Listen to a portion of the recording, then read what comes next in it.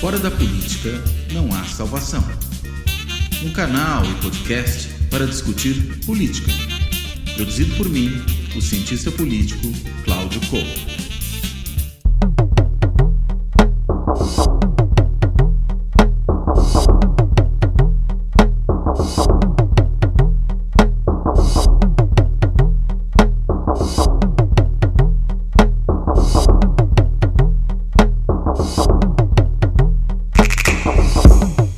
Olá, este Fora da Política Não Há Salvação vai tratar da questão racial no Brasil. E a oportunidade para a gente entrar na discussão desse tema nesse momento, embora seja um tema sobre o qual a gente poderia se debruçar o tempo todo, mas neste momento é o fato de que nós vamos ter agora a celebração do Dia da Consciência Negra, no dia 20 de novembro, próxima segunda-feira, para quem ouvir isso aqui antes da segunda-feira, ou simplesmente segunda-feira, né, dia 20 de novembro, quando vai ser celebrada essa data. E o que se pode celebrar dessa data? Lembrando que celebração não é apenas comemoração no sentido de, digamos, festejar alguma coisa, mas é refletir sobre ela, se lembrar dela. Mesmo comemoração, dessa ideia de lembrar ou memorar junto. Então, é bom a gente tomar de forma crítica e forma mais ampla essa ideia da celebração, em que a gente vai estar refletindo sobre esse problema. Afinal de contas, somos um país com tremendas desigualdades, e uma dessas grandes desigualdades se assenta sobre a questão racial. Não só do ponto de vista econômico, mas do ponto de vista social mais amplo, em termos de, por exemplo, questões de status social, no acesso a cargos públicos. Essa é uma questão crucial, o quanto a questão racial divide os representantes políticos brasileiros em grupos muito desiguais quando se toma em consideração o seu tamanho relativo na população. E daí é importante se debruçar sobre esse problema para pensar até que ponto temos de fato um sistema representativo, até que ponto ele é realmente representativo. E claro, estamos também falando de acesso a outras posições importantes, como cargos públicos não apenas os eletivos, mas cargos na administração pública, lugares nas empresas, né? Órgãos de direção em empresas, posições mais importantes aí. Universidade, a gente tem visto nos últimos anos, com as ações afirmativas, política de cotas, um crescimento do estudantado negro. Ainda não vemos isso na mesma proporção entre os docentes e pesquisadores das universidades, mas tem avançado muito na questão do estudantado negro das universidades públicas, em particular. No setor privado, não necessariamente isso é assim, sobretudo quando a gente considera o setor privado de elite, né, as universidades, as escolas de elite. Enfim, é importante refletir sobre esse tema e daí vem a ideia justamente da celebração, da comemoração da data. E para tratar desse tema, eu vou conversar com o Luiz Augusto Campos. O Luiz Augusto Campos, meu colega, é professor de Sociologia e Ciência Política no Instituto de Estudos Sociais e Políticos, o IESP, da UERJ, Universidade Estadual do Rio de Janeiro. E o Luiz Augusto, ele também tem se debruçado sobre essa temática no âmbito do GEMA. O GEMA é o Grupo de Estudos Multidisciplinares de Ações Afirmativas, que está justamente no âmbito do IESP da UERJ. E ele é também, nesse momento, editor da revista Dados, né, que é talvez a principal, se não uma das principais revistas brasileiras na área de ciências sociais, sobretudo na sociologia e na ciência política. E ele é também coautor de 2 livros recentes tratando desse tipo de temática, e eu vou fazer aqui referência a eles. Um deles é Ação Afirmativa, Conceito, História no singular, Ação Afirmativa, Conceito, História e Debates, né, que saiu pela editora da Universidade Estadual do Rio de Janeiro, a EduERJ, e que ele é coautor na organização com o João Félix Júnior, com também a Verônica Toste Daflon e com a Ana Carolina Venturini. E além desse trabalho, ele também é autor, ou coautor, né, com o Carlos Machado, de Raça e Eleições no Brasil, que saiu pela editora Zuc, agora em 2020.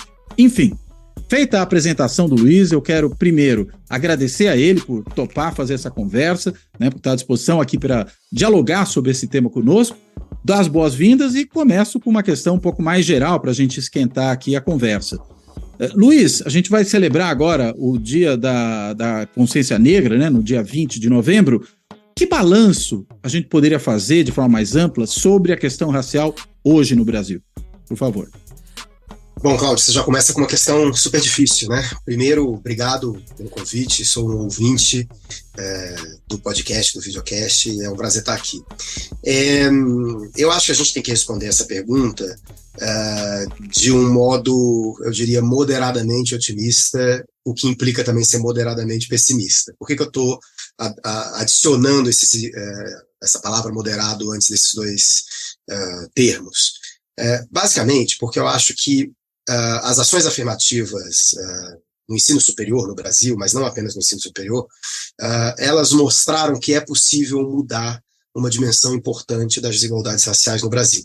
Então, nesse sentido, há razões para otimismo. Se a gente pensar da perspectiva de uma política pública, quem viveu os anos 90, e nós dois vivemos os anos 90, a gente se lembra que, número um, o Brasil se via como uma democracia racial, um país mestiço, embora em alguns espaços acadêmicos ou alguns espaços da sociedade civil o racismo fosse discutido, o grosso da sociedade passava ao largo dessa discussão, né? Então a gente tinha um país completamente alheio ao que veio a ser depois a ideia de ação afirmativa racial.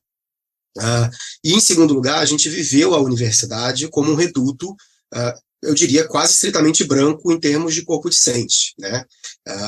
Quem viveu a década de 90, e às vezes os nossos alunos muito jovens não têm essa dimensão, e vive hoje a universidade, vive hoje o Brasil, sabe que a questão racial mudou completamente, né? O modo como a gente discute isso e a própria questão em si.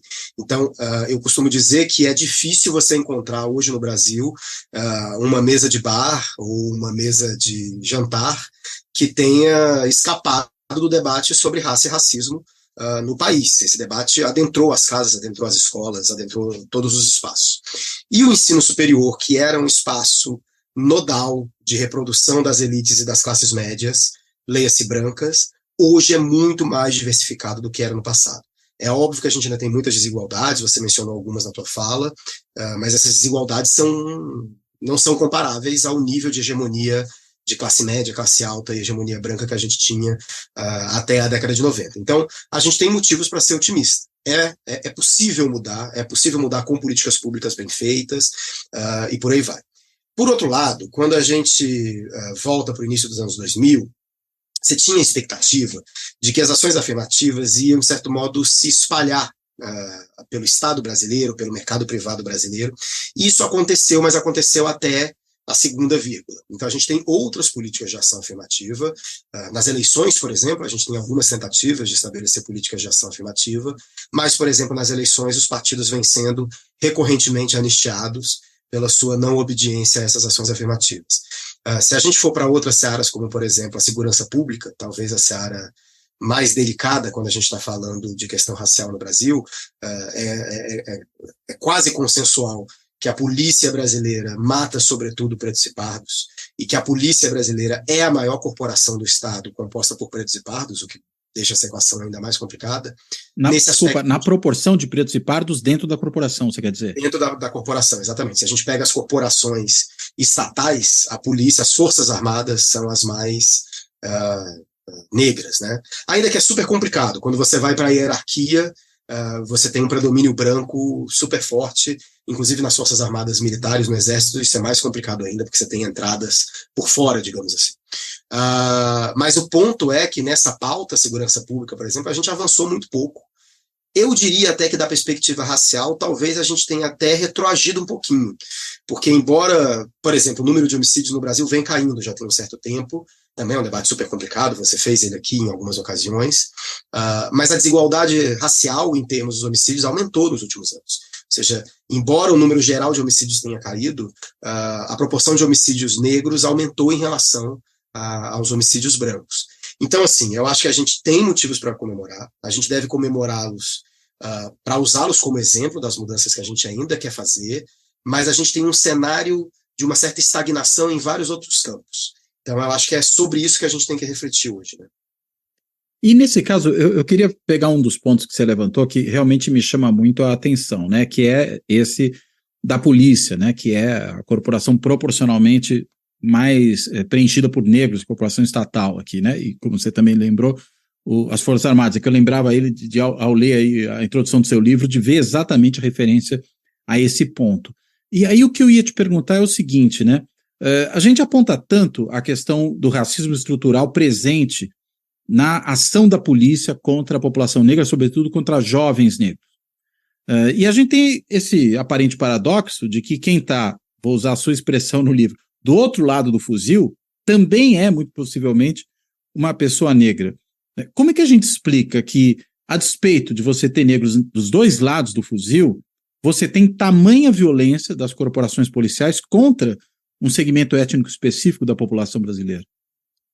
Excelente pergunta, Cláudio. Como toda boa pergunta, a resposta é complexa. As pesquisas sobre raça e corporação policial no Brasil ainda são poucas, mas as que existem são muito boas. Elas indicam que você tem uma situação, primeiro, essa mistura, né, que você usou a metáfora do lado do fuzil, muitas vezes você tem famílias... E não é minha, hein? É sua metáfora. Mas muitas vezes você tem famílias que são divididas por essa clivagem, né? Ou seja, muitas vezes policiais são próximos parentes, irmãos de pessoas que estão no crime. Existem pesquisas, por exemplo, mostrando as dificuldades da corporação policial, ou dos policiais, por exemplo, voltarem para suas moradias com farda, né? Ou seja, todo um escamoteamento de ser policial ou não. Então a gente está lidando com uma mistura na sociedade muito intrínseca, né? O que as pesquisas sobre isso mostram? Primeiro, como ser policial, como tornar-se parte de uma força armada, é uma forma de neutralização, entre muitas aspas, uma fake neutralização, do racismo cotidiano. Então, as pesquisas da Jaqueline Signoretto, por exemplo, mostram assim, onde está o orgulho de ser policial de uma pessoa negra.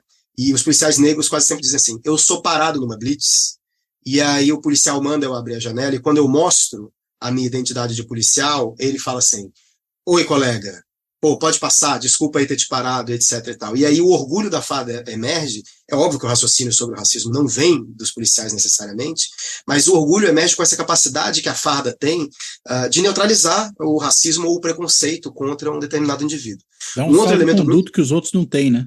O salvo-conduto que os outros não têm. E um outro elemento que a gente não pode ignorar é a hipermilitarização das polícias brasileiras.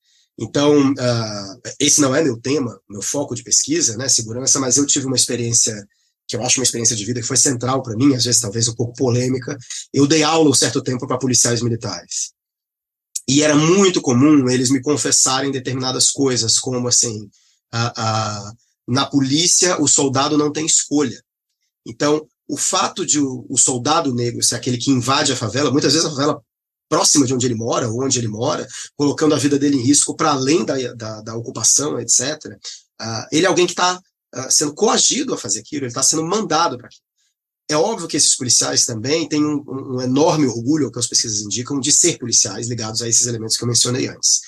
Mas fato é que é muito curioso, né? O policial, o negro no Brasil, ele é o que mais morre por ser assassinado pela polícia, mas ele é o que mais morre também dentro da polícia. Então, os números de letalidade de policiais são altíssimos no Brasil, e os números de letalidade policial dos policiais negros também são altíssimos. Então, você tem uma equação super complexa, em que você produz um estado de coisas altamente conflituoso, altamente inseguro para todos os indivíduos, onde os negros estão dos dois lados, e os brancos estão no comando, né? O comando policial, inclusive, em boa parte das corporações policiais brasileiras, o comando policial sequer é recrutado dentre os soldados. O comando policial é recrutado de fora. A prova de oficial recruta gente de fora e por aí vai. Existem mecanismos que impedem, por exemplo, que dificultam muito um cabo ou um soldado se tornarem oficiais com o tempo e por aí vai. Então, e quando você olha a polícia, a hierarquia da polícia é predominantemente branca, assim como a hierarquia do exército é predominantemente branca. Então você tem um processo de engenharia ou de estruturação social aí muito complexo e muito delicado, que gera o tipo de dado que a gente tem hoje. O Brasil provavelmente é o país do mundo que não está em guerra, que mais mata negros, não é? Até mais do que os Estados Unidos, onde a população negra é importante, mas é bem proporcionalmente menor do que a do Brasil. Eu ainda vou querer falar desse episódio aí que me chamou muita atenção, que pelo jeito você puxou da pesquisa da Jaqueline, né? Sobre a questão aí da abordagem policial e da carteirinha ali, da carteirada, de certa maneira, que o policial negro pode dar, né? Isso me fez lembrar um pouco daquela frase super racista, né, de que o sujeito é um negro de alma branca. É como se a carteirinha de policial embranquecesse o sujeito. É um pouco essa a ideia, e a gente poderia extrapolar isso para outros âmbitos da vida social? Eu acho que você deu até, talvez, a plataforma para um trocadilho que dá um excelente título de artigo, né? Ao invés de alma branca, farda branca, né? O negro de farda branca. Exato, Ou seja, exato. a farda que embranquece, né? Isso remete a várias discussões no Brasil, como a própria discussão sobre cidadania regulada, tanto que a perseguição à população negra no Brasil foi historicamente escamoteada em relação à perseguição contra vagabundos, desempregados, desocupados e a ocupação, a carteira de trabalho como essa possibilidade de passing, né, de passagem. Mostra que o indivíduo é trabalhador, né? E, portanto, não é vagabundo, nem... Exato. E, no caso de ser policial, é mais do que trabalhador, né? Ou seja, ele está do lado, entre muitas aspas, correto, né?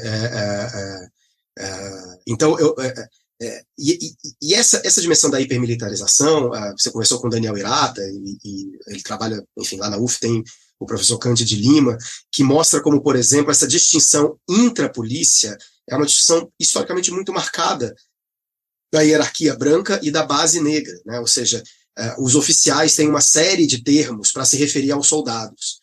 E uma coisa que me chamava muita atenção quando dava aula para a polícia é como os erros das polícias, esses erros midiáticos que a gente vê, né, agora recentemente até aconteceu um em São Paulo, ele sempre é imputado ao soldado, ele é sempre imputado ao cabo. A hierarquia não erra, porque a hierarquia tem uma ocorrência, tem que invadir, tem que matar, tem que resolver. Se deu um erro, se deu um grande problema, são esses soldados que são ignorantes, que são despreparados e por aí vai.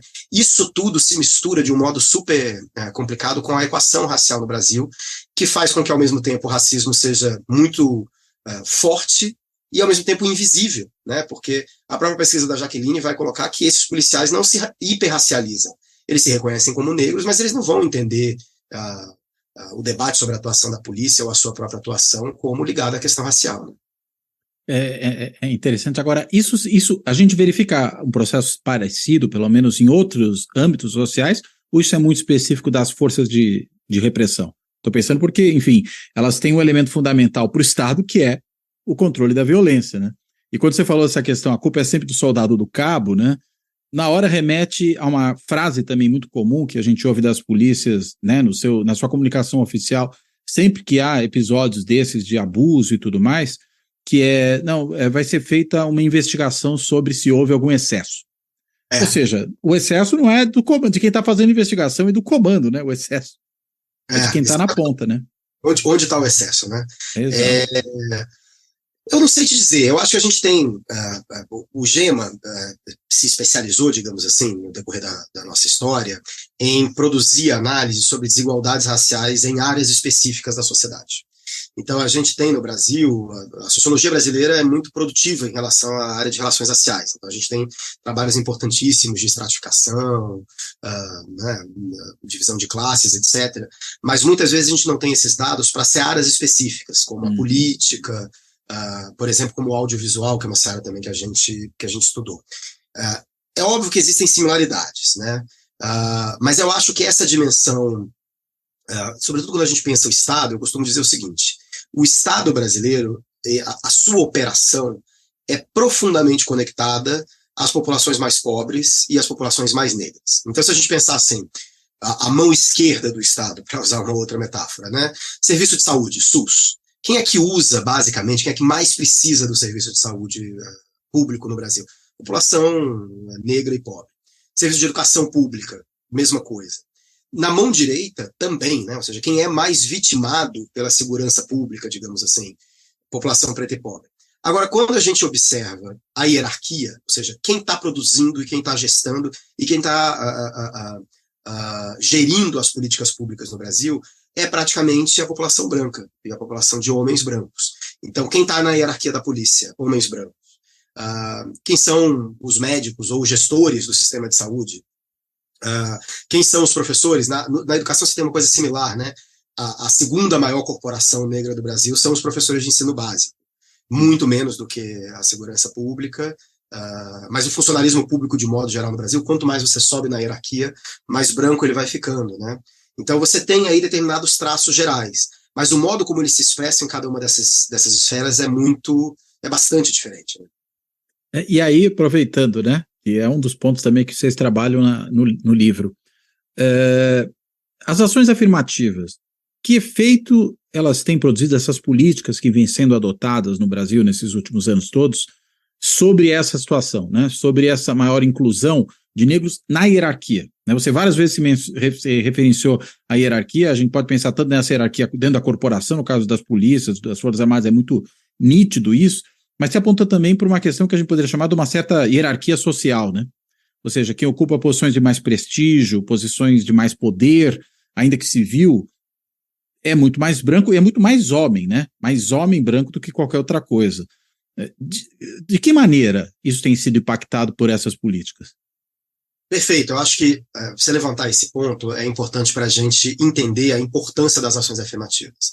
De uma certa perspectiva, a política de cotas, por exemplo, no ensino superior, é uma política bastante modesta. Né? Se você pensar, por exemplo, o Brasil hoje não chega a 20% de diplomados com ensino superior. Então, é uma parte pequena da população. Desses 20%, 2/3 são diplomados pelo ensino privado. Né? 1/3 vem do ensino público. E a política de cotas incide sobre esse ensino público a partir ali dos anos 2000, 2010. Né? Então, a gente está lidando com uma parte muito pequena da população. Política de cotas também é uma política, entre muitas aspas, gratuita, digamos assim. O Estado não investe ou não tem que investir necessariamente recursos nessa política de cotas. O custo já está dado, né? O custo já está dado, exatamente. Então, de uma certa perspectiva, as pessoas que dizem isso têm razão, ou seja, a política de cotas é uma política modesta. Mas eu acho que a política de cotas ela vai num nó de uma forma muito eficiente, porque ela atinge os processos de distribuição de diploma, que no Brasil, e sobretudo de diplomas de instituições públicas de ensino, que no Brasil é a porta de entrada para as classes médias e para as classes altas. Né? Então, os resultados, e depois, se você quiser, a gente pode conversar mais sobre os números das ações afirmativas no Brasil, embora esses números se diluam quando a gente observa o país como um todo, era muito comum no ano passado, quando as cotas completaram 10 anos, a lei federal completou 10 anos, os jornalistas me perguntarem, né, qual é o efeito das ações afirmativas na queda de desigualdade do Brasil, ou no aumento da desigualdade. Eu falei, olha, a gente está lidando com um grupo muito pequeno, as ações afirmativas não têm esse poder, digamos assim, nem essa intenção. Agora, ao mesmo tempo, elas permitem a pluralização, a diversificação das hierarquias, do topo da pirâmide social, da parte média ou do topo.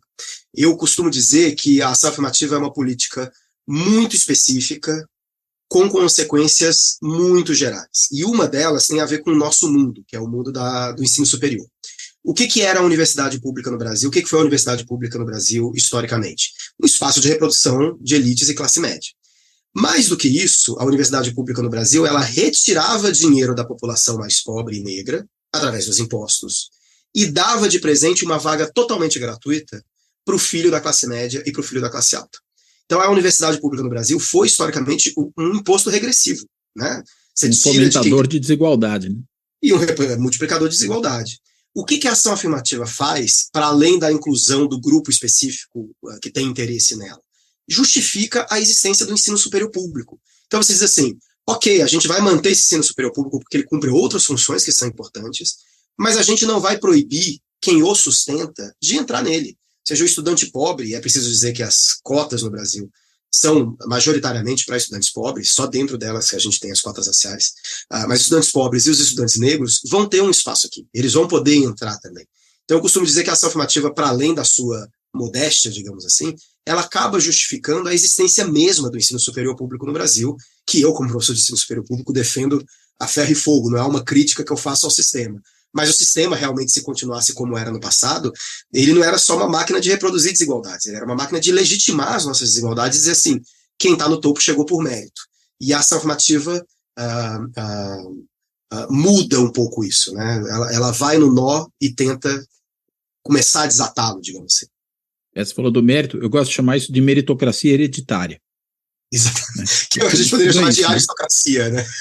Ou de aristocracia, né? O governo dos melhores, porque já vem dos melhores, né? Sou neto de melhor, bisneto de melhor, filho de melhor e coisa assim. E especificamente, já que a gente está entrando nessa questão aí dessas elites sociais, econômicas, vamos entrar nas elites políticas, né? Um outro problema importante é também essa ultra subrepresentação da população negra nas posições políticas de maior envergadura, né? Vocês apresentam ali um gráfico interessante logo no comecinho do livro, né, na introdução, quando vocês mostram ali a proporção de homens brancos, de mulheres brancas, de homens negros, de mulheres negras, nos vários cargos, né? Governador, presidente não dá para fazer estatística, né? Mas governador, senador, deputados e tal. Aí a gente tem uma ação afirmativa muito efetiva que vem sendo adotada, inclusive por via judicial, né? Porque se fosse depender do legislativo, a coisa não tinha andado, como você já colocou antes. Pelo contrário, né? O que a gente tem tido é uma política de simplesmente anistiar a transgressão dessas regras definidas a partir das decisões judiciais. De que forma essas decisões recentes, as ações dos próprios partidos, a questão da partilha do dinheiro, apesar das anistias, né, depois a gente pode chegar nelas, mas tem produzido ou não algum efeito nesses últimos anos? Olha, quando a gente observa as eleições assim num longo termo, né, a gente tem observado no livro, vai de 2014 até, enfim, mais recente, 2020, mas não pega as eleições de 2022. A gente nota uma mudança positiva, mas muito incremental, de aumento da representatividade da população negra nos espaços representativos, sobretudo nos parlamentos, ou no parlamento, na Câmara especificamente. Então há uma mudança positiva, mas ela é muito incremental. Eu fiz uma conta, salvo engano, uma vez, a pedido de um jornalista, que era quanto tempo demoraria para a gente atingir a paridade de gênero e raça, para mulheres negras especificamente. Ou seja, quanto tempo a gente demoraria para que mulheres negras no parlamento chegassem à proporção que elas são na população, que é de 26%. E se a gente seguisse a velocidade das últimas eleições, a gente demoraria 50 anos. Isso pressupondo que a gente vai seguir essa velocidade, que é lenta, né? Mas nada impede. Eu achei até que seria mais, hein? Mas pois assim é muito, mas, né? Mas nada impede que daqui a pouco você tenha um backlash, né? Que, ou seja, claro, que se atinja um teto e etc. Agora, quais são os efeitos dessas medidas específicas que você mencionou? Eu acho que muito pequenos. Se você pegar a primeira medida de incentivo a candidaturas negras, que foi, enfim, que foi adotada por ordem judicial, ela, TSE, depois o STF antecipou para as eleições de 2020, o que ela fez foi basicamente dizer o seguinte: a cota de financiamento, ela criou uma cota de financiamento. Então, se um partido lançava 10% de candidaturas negras, ele tinha que conceder a essas candidaturas, no mínimo 10% do fundão, né, do fundo eleitoral. Se o partido lançava 20%, ele teria que conceder no mínimo 20%. É uma medida muito modesta também, né, muito humilde, porque, primeiro, não impede que algum partido lance 0 candidatos negros. Partido que lança 0 candidatos negros, inclusive, fica liberado de ter que obedecer essa medida. Mas já teve... Você periga ter partido obrigando todo mundo a se autodeclarar branco, né? Você teve até partidos no passado em que todo mundo se autodeclarava pardo. Isso é uma coisa muito maluca. Mas o fato é que essa medida ela teve um efeito simbólico inicial de chamar a atenção para os partidos de que algo tinha que ser feito, e alguns partidos fizeram, de fato. No entanto, se eu não me engano, uma pesquisa da própria FGV depois mostrou que 33 dos 38 partidos desobedeceram essa medida. E isso já levou a uma primeira anistia, né, que foi uma anistia que, na verdade, não foi enquadrada como anistia, mas foi uma mudança da regra. Então, se mudou a regra para que a distribuição do financiamento, que é, no Brasil, proporcional às bancadas no Congresso, né, então você tem partidos com bancadas maiores recebem mais financiamento público, e aí o que essa nova medida, que em tese continua valendo, é que os eleitos pretos ou pardos contariam como 2 nessa bancada, inflando, portanto, o seu tamanho e inflando os recursos do fundão que iam para o partido. É uma medida engenhosa, uma medida até interessante, porque bota, digamos assim, uma cereja, uma cenoura na frente do partido e diz assim: se você trabalhar em prol dessas candidaturas, você vai ter mais dinheiro. Mas, de novo, a gente provavelmente vai anistiar os partidos que não obedeceram a essa regra. Enfim, e em relação a essa regra você tem um outro problema, que é o fato de que você tem um caos, uma leniência em relação ao processo de autoclassificação racial dos candidatos.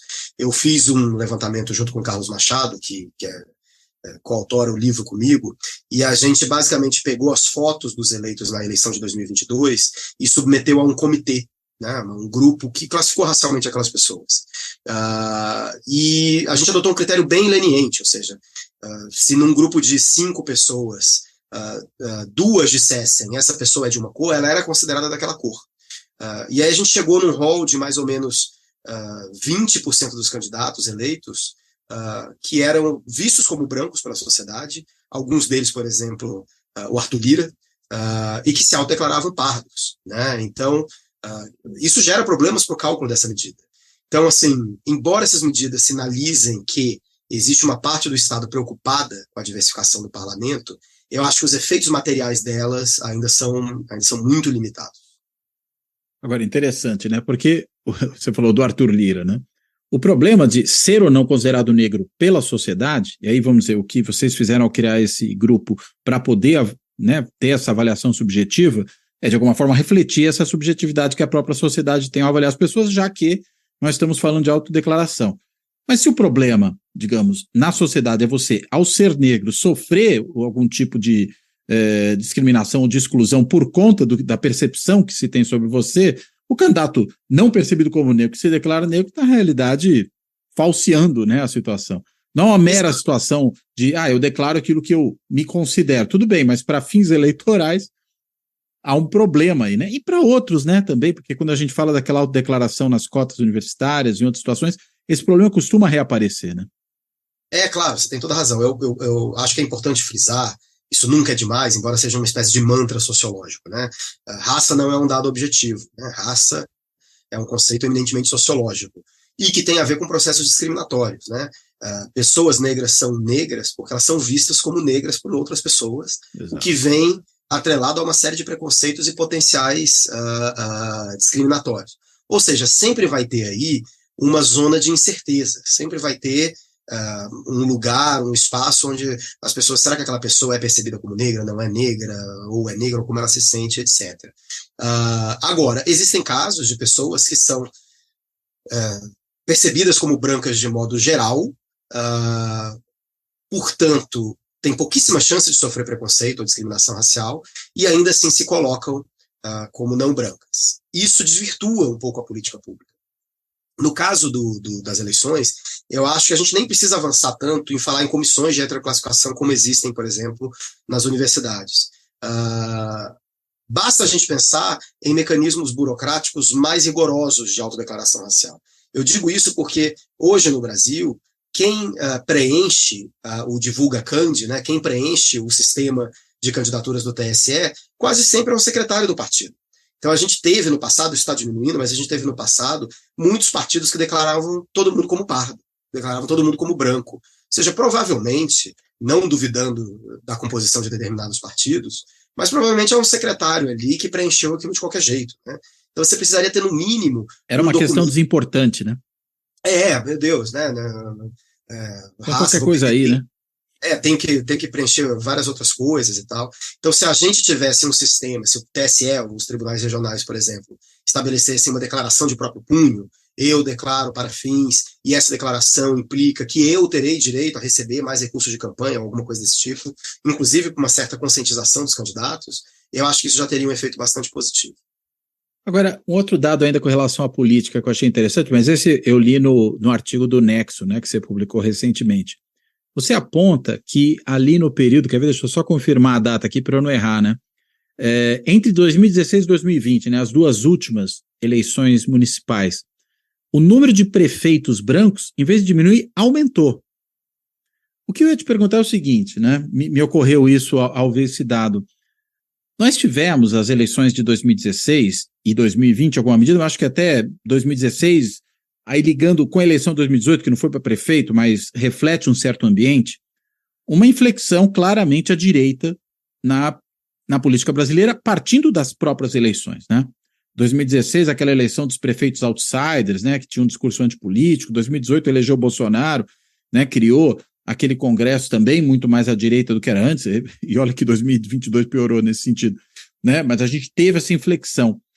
A minha dúvida isso pode ser também um reflexo dessa inflexão conservadora de alguma forma?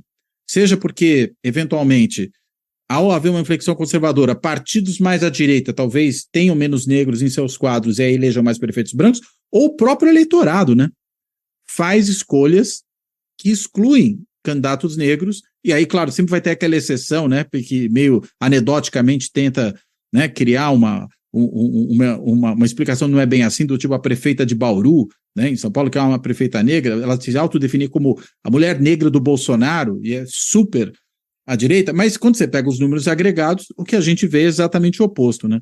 Você vê alguma relação entre essa guinada conservadora e uma mudança na representação em termos étnico-raciais?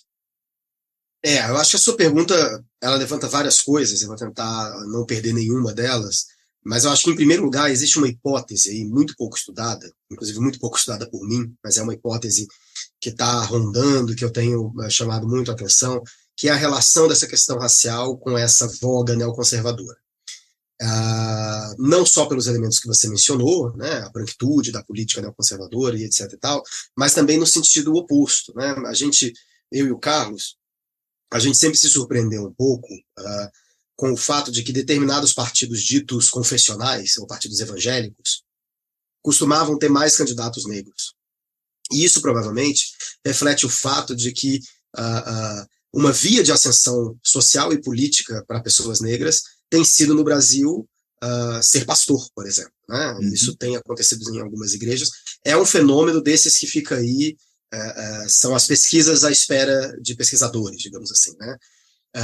Agora, para responder a tua pergunta, eu acho que é importante demarcar algumas coisas. Sobre os dados, eu disse que há uma melhora, mas essa melhora ela acontece sobretudo nas casas legislativas, nas eleições proporcionais, e nas eleições proporcionais, quanto mais baixo o nível, né, o vereador, melhor. À medida que a gente vai subindo na hierarquia, de novo a hierarquia, à medida que a gente vai subindo na hierarquia de cargos, os brancos vão predominando, eleições majoritárias os brancos predominam. Eu me lembro, eu acabei de citar esse exemplo, vou citar de novo, mas eu me lembro que numa eleição municipal, um jornalista me perguntou se eu podia fazer alguma previsão, né? Essa coisa que perguntam pra gente, você pode fazer alguma previsão?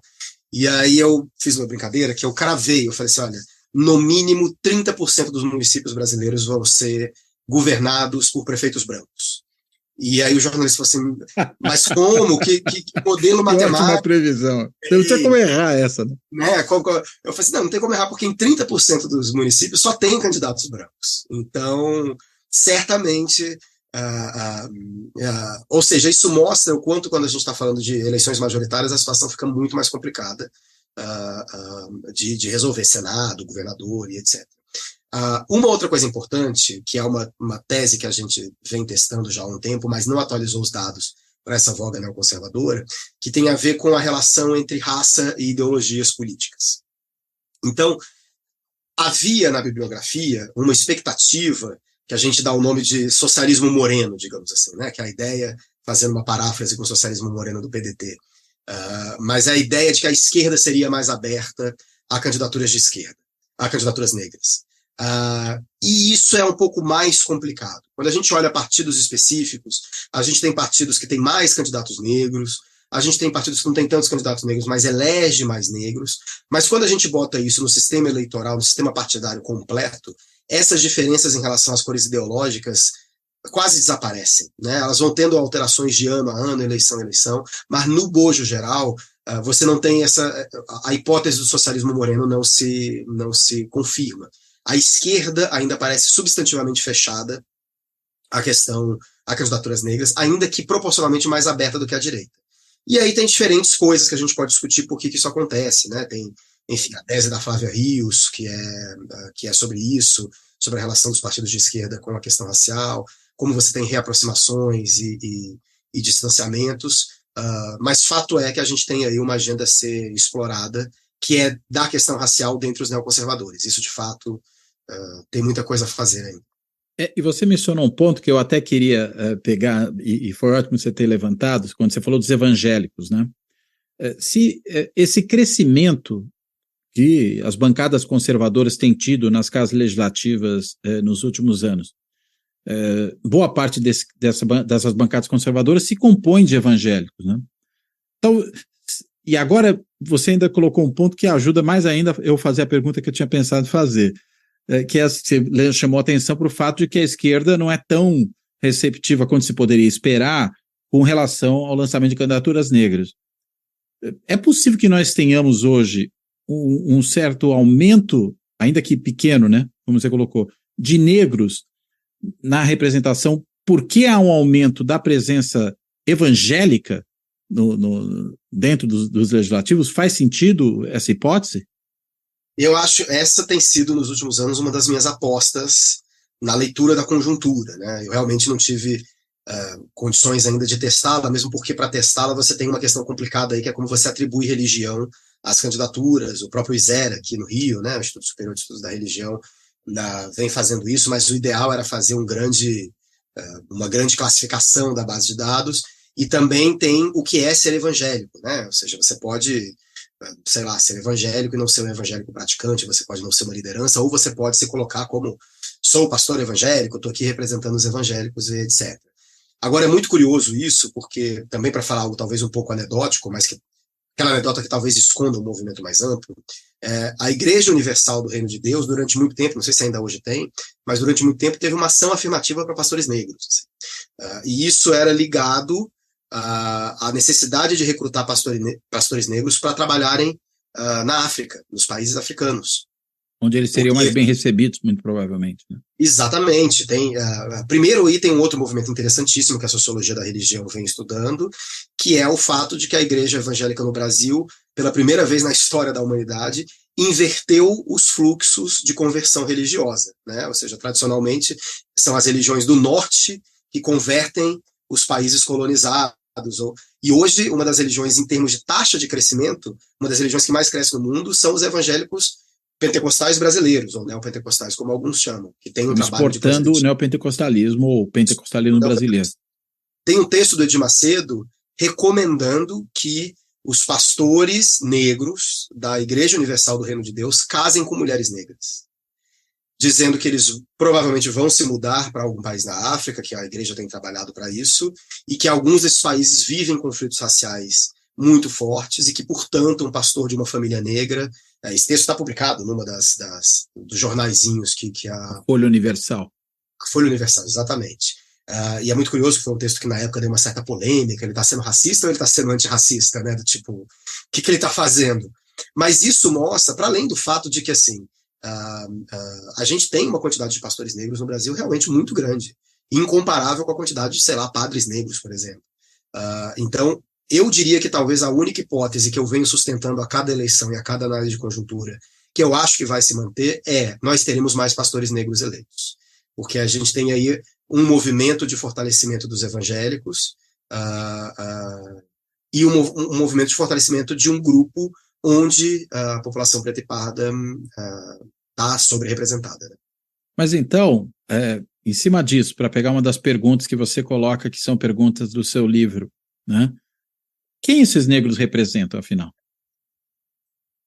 Perfeito. Eu acho assim, a gente levanta essa questão no livro baseado em várias questões, porque assim, a gente pode concordar, né? Acho que tem uma primeira discussão que é preciso ter políticas ou medidas que aumentem a representatividade de grupos no parlamento. Isso é algo que a gente tem que discutir. Mas a gente pode concordar. Vamos supor que esse interlocutor imaginário concorde com isso. A segunda pergunta que se coloca mas que tipo de representação é essa? A representação de membros de grupos é uma representação de grupos, ou seja, o deputado negro ele está ali para falar do interesse da pessoa negra, a deputada mulher negra está ali representando, é a porta-voz, digamos assim, da mulher negra. Eu particularmente acho que não. Eu acho que a necessidade de diversificação dos espaços de poder ela se dá por diferentes motivos que não necessariamente estão relacionados a uma ideia de interesse objetivo de um grupo. Então, por exemplo, a discussão sobre ações afirmativas. Né? Temos que ter, não temos que ter, até onde elas têm que ir, como elas têm que ser organizadas, em que espaços elas têm que ser aplicadas, etc. Tradicionalmente, essa discussão foi feita no Brasil, no parlamento, e essa discussão é muito antiga no parlamento no Brasil, no mínimo desde a década de 80 se faz essa discussão, mas tradicionalmente ela foi feita por homens brancos de meia idade, classe média e elite. Ou seja, a diversificação do parlamento era uma diversificação da deliberação.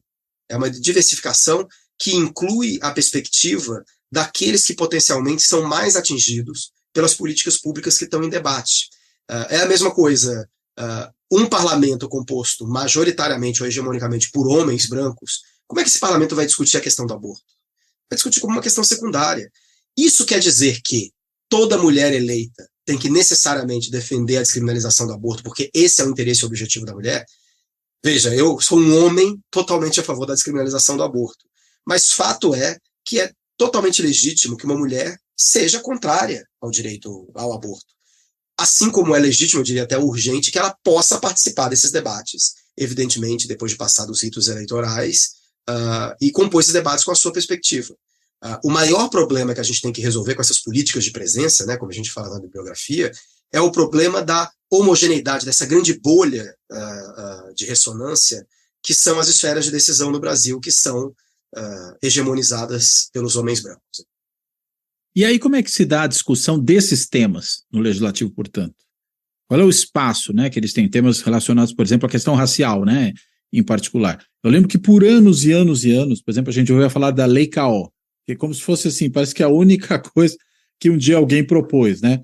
E olha que, aí você falou dos anos 90, né? Estou lembrando lá dos anos 90 para falar disso, né? Final dos 80, começo dos 90 ali, quando se falava muito da Lei K.O., que era aquela lei que, enfim, tornava o racismo crime não sujeito à fiança, né? Era o que ela produzia. Agora, enfim, não é o único assunto, mas é engraçado, né? Parece que discussões no Legislativo sobre esse tema, pelo menos na mídia, a gente não vê muito elas aparecerem, né? Exceto agora, que tinha a questão da revisão da lei de cotas. Enfim, como é que, diante dessa subrepresentação da população negra dentro das casas legislativas, de que forma esse tipo de tema comparece ali, se é que comparece?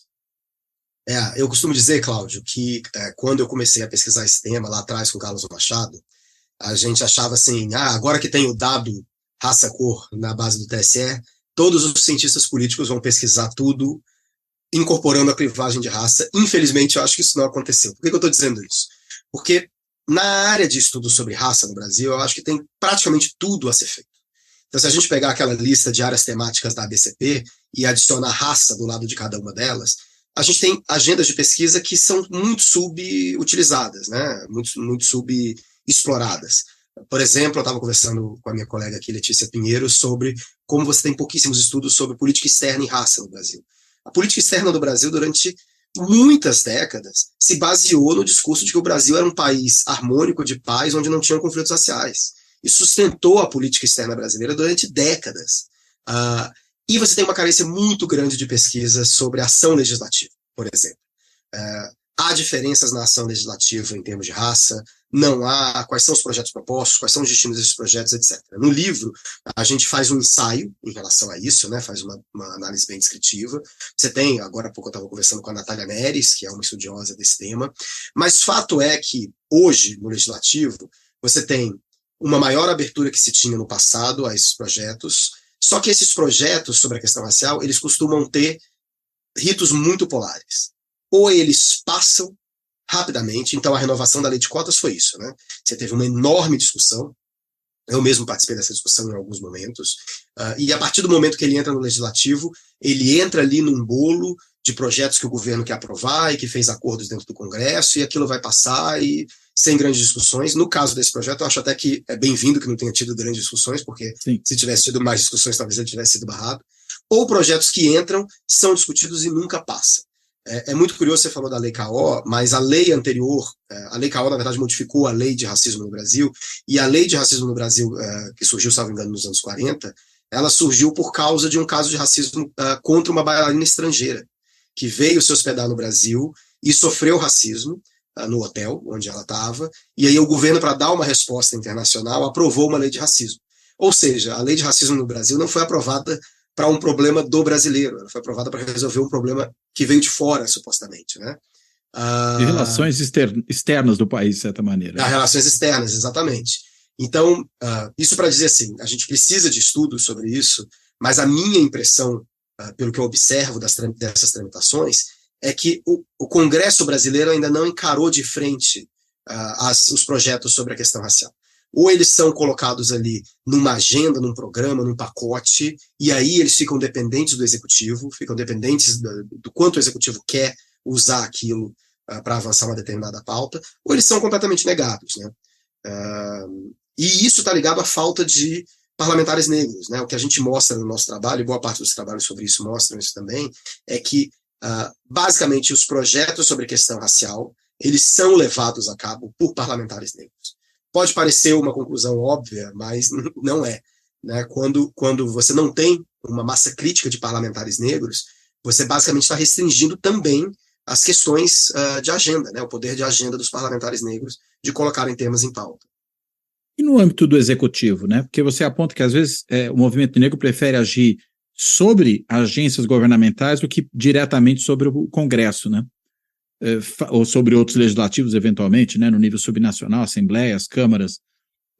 Tem sido realmente mais produtivo para o movimento negro atuar sobre essas agências governamentais? Eu acho que foi historicamente mais produtivo, mas encontrou um teto. E eu acho também que não é propriamente uma escolha totalmente autônoma ou racional, digamos assim, do movimento negro. Se você pega ali o final da década de 70, os anos 80, o movimento negro tinha a expectativa de que eles iam participar eleitoralmente, né? Tem um militante negro, uma liderança negra do período, que eu não me lembro o nome, me falha agora a memória, mas ele, numa entrevista, ele escreve o seguinte: olha, movimento negro é algo para redemocratização.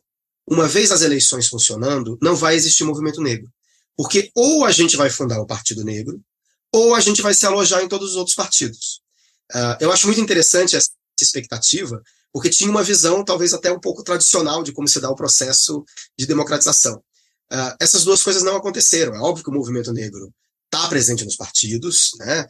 Mas essa ideia de que o movimento negro consegue vocalizar suas coisas dentro dos partidos não se concretizou. A ideia de um partido negro também, que é algo que vai e volta na história brasileira, também não se concretizou. Então, o que os movimentos negros fizeram, sobretudo ali a partir do início dos anos 90, foi basicamente um cálculo estratégico de que era possível avançar mais com advocacy, com pressão direto nas agências estatais. E, de fato, isso aconteceu. Boa parte das políticas públicas relacionadas à desigualdade racial, inclusive as ações afirmativas no ensino superior, não vieram via parlamento, vieram via advocacy, agências estatais. A primeira universidade a adotar cotas, que é a minha universidade, a Universidade do Estado do Rio de Janeiro, adotou cotas por pressões e por articulações com o movimento negro, né?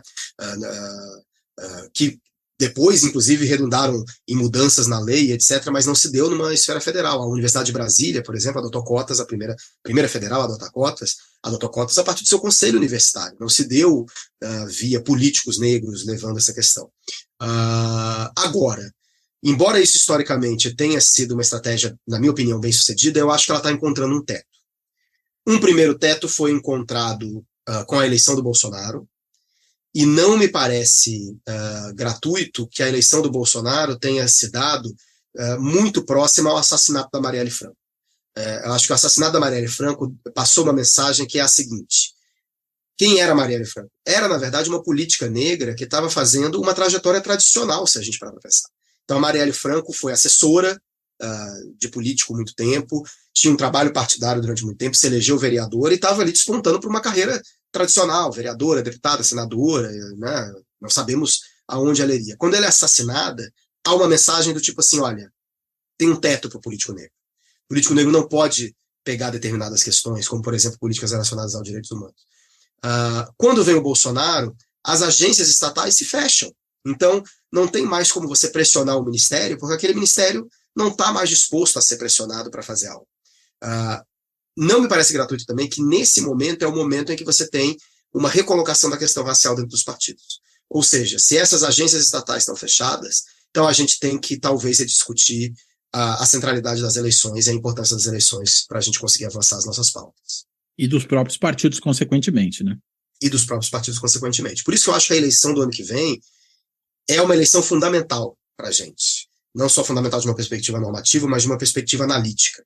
Então você tem aí já grupos constituídos no governo e fora deles, um debate na sociedade, um debate nos partidos.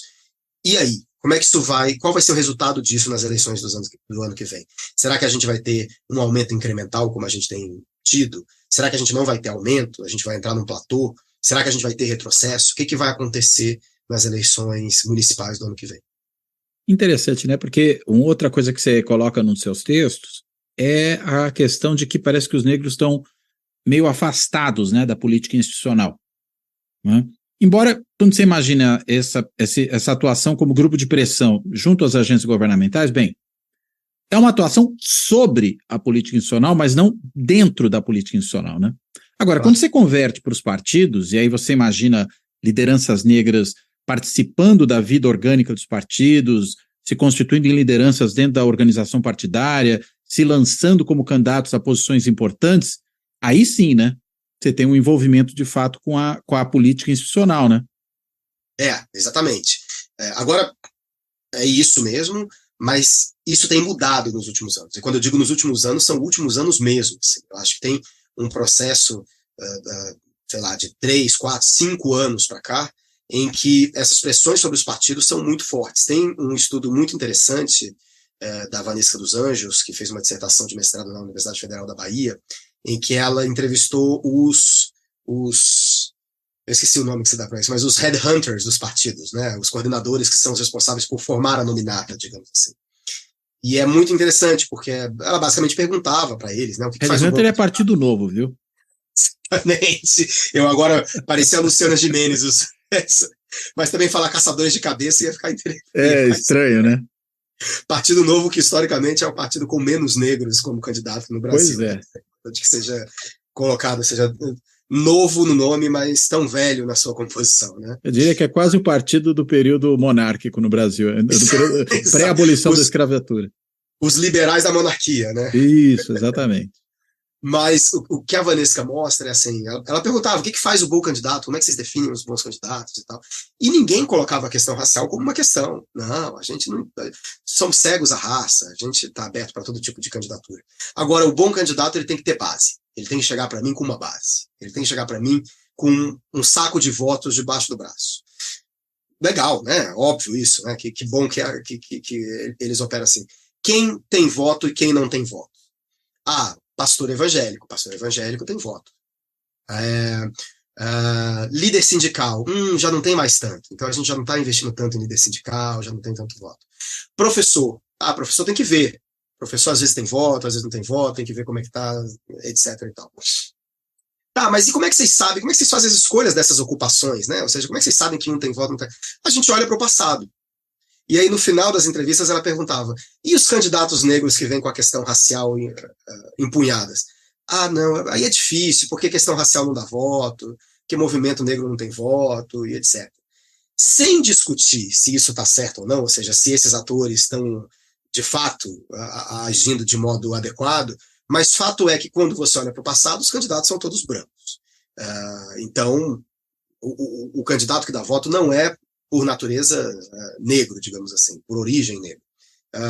E segundo, essa ideia, que é uma ideia que no passado é verdadeira, mas a questão é que ela nunca foi testada, de que raça não dá voto no Brasil. Ou seja, quem levanta essa bandeira perde mais voto do que ganha voto. Isso vai reproduzindo um determinado padrão que vai reproduzindo a maioria branca e por aí vai.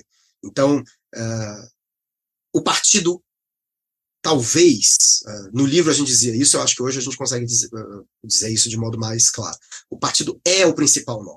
Se a gente não discutir o partido, e a gente para isso tem que romper essa visão equivocada, que a ciência política luta tanto contra, né, que é a ideia de que no Brasil os partidos não importam, né, os partidos não são nada no Brasil. Tipo, isso é um absurdo, né? O partido é muita coisa no Brasil. É um erro, né?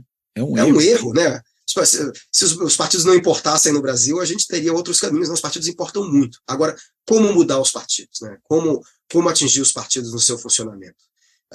Essa é uma questão que eu realmente não sei como responder. E se tiver mais negros nos partidos e aí nos cargos, você entende que isso impactará de forma decisiva políticas públicas para essa questão? Eu acho que a gente não pode cravar isso. Né? Eu costumo dizer que se a gente não tiver, a gente tem uma perspectiva de não ter grandes mudanças. Ou seja, se não mudar, os partidos não vai mudar também as políticas públicas. Se tiver, pode ser que não mude, mas se tiver, pode ser que mude também. Agora, eu acho que um caminho de mudança dos partidos, o partido no Brasil tem uma situação jurídica meio complexa, né? Porque é um ente privado, mas de interesse público e etc. Mas o Brasil, tradicionalmente, normatizou o funcionamento dos partidos, né? É prerrogativa do Estado dizer elementos básicos do funcionamento do partido. Eu acho que a gente tem que discutir a composição dos cargos da hierarquia partidária. Eu acho que a gente pode e deveria obrigar os partidos a terem determinadas cotas, até para o bem dos partidos, né? É muito curioso que numa das entrevistas das pesquisas qualitativas que eu faço, tem um caso que é triste, né? Mas também para ficar no anedotário que é representativo, que é o candidato que é enganado pelo partido, né? Então o Brasil tem nominatas muito grandes, né? Eu costumo dizer que a eleição no Brasil é quase que um vestibular, você tem 5.000 candidatos para 50 vagas, então é muito candidato para pouca vaga. E como você tem a necessidade de fazer o quociente eleitoral, é um incentivo para o partido arranjar candidato, muito candidato, né? E aí a gente entrevistou um candidato que se sentia enganado pelo partido, porque o partido falava assim: a gente fez uma pesquisa aqui, candidato a vereador na Baixada Fluminense, a gente fez uma pesquisa e você está eleito, você está tranquilo, e etc e tal, e no final o candidato teve 300, 400 votos, no desempenho pífio, e ele se sentiu enganado do partido, disse que foi conversar com o partido, e o partido disse assim: olha, desculpa, a gente errou, mas agora que você tem 400 votos, você pode, talvez na próxima eleição, conseguir mais a partir desses 400. E aí eu brinquei que era o partido que fazia esquema de pirâmide, né? Ou seja, ele enganava o candidato. Você diversificar a estrutura dos partidos, você ajuda os próprios políticos. Os políticos costumam reclamar muito dos seus partidos, né? Como são feitas as nominatas, etc. Então, eu acho que a gente tem que pensar, se debruçar dedicadamente sobre os partidos, para pensar e para agir também. É interessante esse caso aí que você está falando. O partido, na verdade, engambela o cara, porque provavelmente ele vai entrar com recursos para poder ser candidato, né? Então, exato, e ele entra com número. Né? Aqueles 400 votos foram poucos para ele enquanto indivíduo, mas contabilizou para o quociente eleitoral. Ajuda a somar, por isso que é o caça-níqueis, né? Exatamente, e ele mais 1.000 candidatos que conseguiram 400 votos, já fez aí. E ajuda a eleger uma pessoa branca que está lá na frente. Exato. Que às vezes não fez voto para passar do quociente, mas... Então você tem um esquema de pirâmide.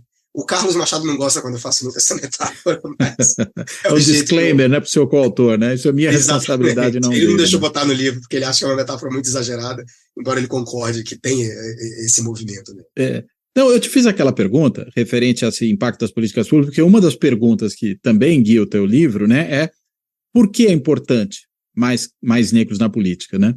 Então eu estava pensando até que ponto isso ajudaria a responder essa questão que vocês mesmos colocam, né? Eu acho que mais negros na política é importante para a deliberação política.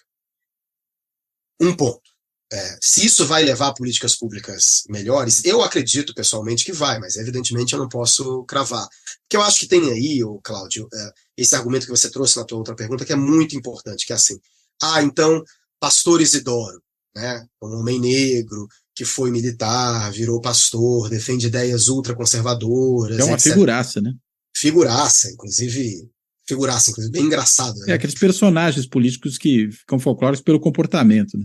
Exato. E aí as pessoas dizem assim, ele não é um político negro, na verdade. Eu sou muito reativo a esse tipo de questões. Eu não tenho dúvidas que o pastor Isidoro é um político negro, eu não tenho dúvidas que o pastor Isidoro sabe que ele é um político negro, e que por mais... Eu acho que aqui no seu podcast a gente pode falar, né? Por mais maluco que ele seja, em algumas discussões, e eu acompanhei isso, vez ou outra, eu acompanho discussões legislativas até para entender como isso é colocado, ele se colocou como político negro e ele falou: eu, como negro, sofri racismo e sei que esse projeto tem que passar.